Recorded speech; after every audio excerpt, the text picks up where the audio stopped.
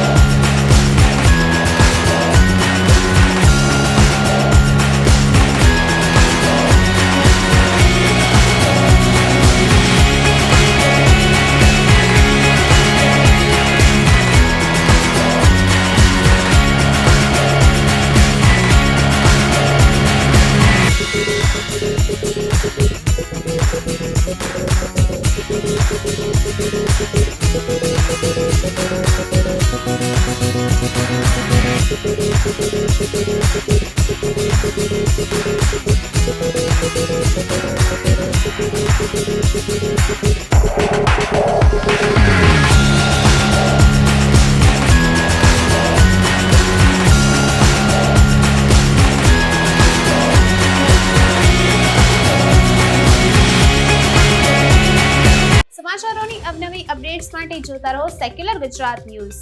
સાથે secular Gujarat news ચેનલને like, share અને સબસ્ક્રાઇબ કરો અને બેલ આઇકોન દબાવીને સમાચારોની ઝડપી માહિતી મેળવો।